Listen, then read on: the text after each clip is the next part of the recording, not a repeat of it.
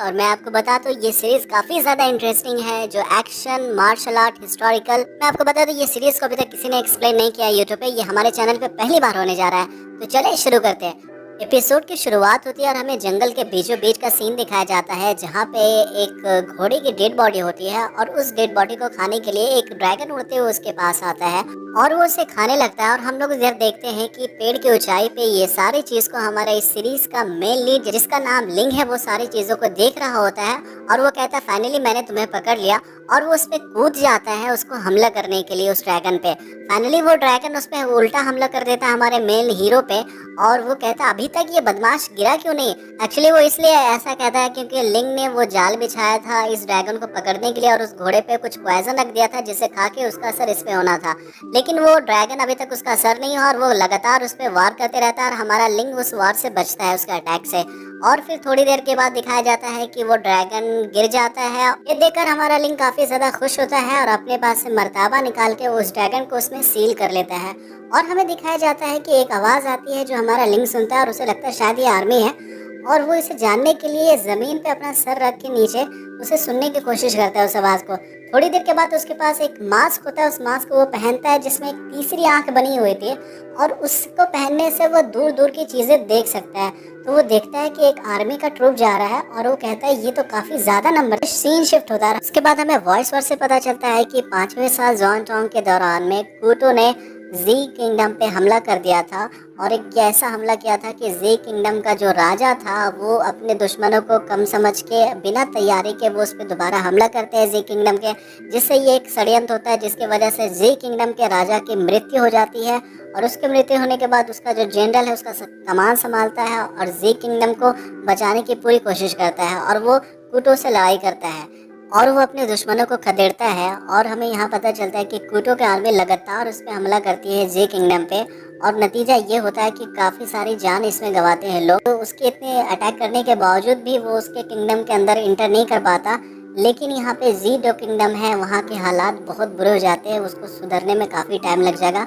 तभी scene shift आता है और हमें व्यापारियों को ठहरने की जगह दिखाई जाती है और वहाँ दिखाया जाता है ये बंदा जिसका नाम होबो है, ये सबको चाय पिला रहा होता है। तभी हमारा इस सीरीज का सेकंड मेन लीड, जिसका नाम है जोंग, जो कि किताबें पढ़ के बोर हो जाता है, तो वो होबो से कहता है कि होबो चलो आते हैं हम लोग शहर की तरफ घूम के।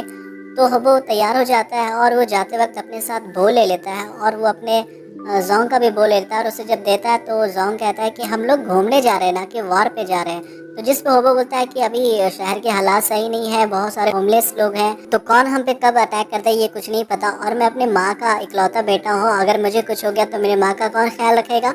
और ये कह के उसे समझाता रहता है। फिर वो लोग निकल जाते हैं म्यूज सिटी टाउन की तरफ। टाउन पहुंच जाने के बाद वो जो लोग जो दृश्य देखते हैं तो वो हमारा होबो बोलता है कि पिछली बार जब मैं आया था तो एक अजीब सी हड़दम यहाँ मची हुई थी और मैंने कभी नहीं सोचा था कि इसकी हालात इतनी ज़्यादा बुरी होगी। और देखते हैं टाउन की सिटी की हालत की बात, तो लोग घर बार से बेघर होते हैं, लोग परेशान रहते हैं, चीखते चिल्लाते रहते हैं, घर के बाहर रहते हैं, सब होमलेस रहते हैं ज़्यादा से ज़्यादा लोग। जिस पे जॉन कहता है कि म्यूज सिटी के लॉर्ड और किंग के मर जाने के बाद उनके बेटे में आपस में लड़ाई होने लगी पावर को लेकर और इनके बेटों ने स्टेट को छोड़ने के लिए इसी तरह छोड़ दिया। और वो फिर बताता है जॉन की जब भी कोई वार होता है तो उसमें जो जीतने वाला कोई भी हो लेकिन जो हारने वाला हमेशा आम जनता होती है। तभी हमें दिखाया जाता है कि कुछ लोग, एक लड़की और उसके साथ एक और पर्सन होता है, उसका पीछा करते रहते हैं और कहते हैं कि पकड़ो पकड़ो कहाँ भाग रहे हो, उसको पीछा करते रहते हैं और फाइनली उसे पकड़ लेते हैं। और हम देखते हैं कि वो पर्सन उस लड़के का फादर होता है और कुछ गार्ड्स आके उसको घेर लेते हैं और उसी गार्ड्स के बीच में एक मोटा सा सांड की तरह दिखने वाला जो प्रिंस किंग होता है वो आके उस लड़के को अपनी तरफ खींचता और कहता है मेरे जैसा खूबसूरत लड़का तुम डिजर्व नहीं करते, फिर भी तुम्हारे पीछे है, चलो मेरे साथ तुम।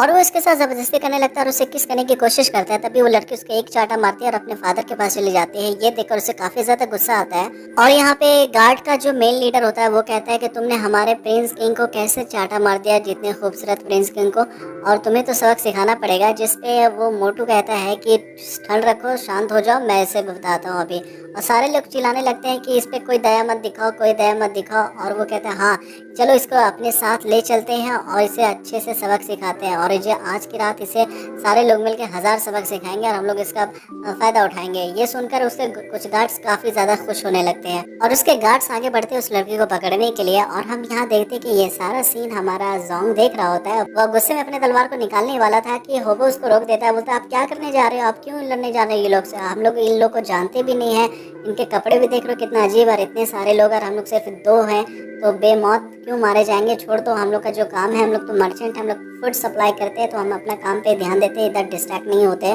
तो वो शांत हो जाता है थोड़ा। फिर हमें यहाँ दिखाया जाता है कि वो उस लड़की को लेकर जा ही रहा होता है उसके गार्ड्स वगैरह, और वो जब मोटा आगे जा रहा होता है तभी उस लड़की का फादर उसके पाँव के पास आके बोलता है कि मेरे बेटे को छोड़ दो, मैं तुमसे दया के भीख मांगता हूँ। तो वो मोटा गुस्से में अपने पाँव से कुचल देता है, जिसकी वजह से उसके फादर की वहीं पे मौत हो जाती है। और ये देख के वो काफ़ी ज़्यादा लड़की रोने लगती है। और हम यहाँ पे देखते हैं कि ये देखकर हमारा जोंग को काफी ज्यादा गुस्सा आता है और वो अपना तलवार निकाल लेता है। यहाँ पे वो मोटा बहुत ज्यादा हंसने लगता है और तभी हमें देखते हैं कि उस पे कोई अटैक करता है, कोई चीज फेंक के मारता है, जिसपे वो मोटा आसपास देखता है कि आखिर उससे किसने मारा है। अचानक वो जब पीछे मुड़ता है तो देखता है जोंग को, जो अपने हाथ में तलवार लिए है। और हमारा होबो यहाँ पे डर से कह रहा था कि हमने नहीं किया, अपने हाथों से इशारा करके। और वो जब ऐसे देख रहा था बहुत ज्यादा गुस्से की हालत में, तभी उसे आवाज आती है से कि ये मोटे मुझे देख, मैंने मारा है, क्यों चिल्ला रहा है तू। जिसपे वो मोटा कहता है कि तुम कौन हो और तुम मुझे अपना जल्दी से नाम बताओ, क्योंकि मैं जिसे भी मारता हूँ जान से उसका नाम जानना मेरे लिए बहुत जरूरी है, बिना नाम के मैं नहीं मारता। जिसपे वो ऊपर में जो हमारा लिंग है वो कहता है कि तुम खुद मरने वाले हो तो तुम नाम जान के क्या करोगे। और वो चौंकता है ऊपर से और उस पर अटैक करता है, उसके सर पे मारता है, पेट पे ऐसा अटैक करता है अपने तलवार से, जिसपे उसको कुछ भी असर नहीं होता है। ऐसा लगता है कि उसका बॉडी स्टोन का है, पत्थर का है, कुछ असर ही नहीं हो रहा उसको कुछ। अब वो मोटा कहता है अब क्या मेरी बारी है, और अचानक उसका हाथ, बहुत बड़े हाथ, लगभग 2.5 kg के हाथ में चेंज हो जाता है और वो उसे एक घुसा मारता है, जिससे वो दूसरे सामने वाले घर के अंदर घुस जाता है। और वो कहता है कि मैं अपने मार्गदर्शक के लिए तो दवाई तैयार कर रहा था, तुम इसमें दखल देने की क्या जरूरत है, तुम्हारी हिम्मत कैसे हुई, अब मैं तुम्हें दिखाता हूँ कि मैं कितना कैपेबल हूँ। और वो अपने पास से एक येलो पावर बूस्टर कार्ड निकालता है और जैसे वो उसे खाता है उसकी बॉडी में अजीब चेंजेस आते हैं और वो एक मॉन्स्टर में चेंज होता है। मुझे ऐसा देखने से यहाँ लग रहा था कि ये हल्क में चेंज हो रहा, और इसका इतना बड़ा साइज देखकर वहाँ पे जो लोग हैं वो देख के डर के भागने लगते हैं।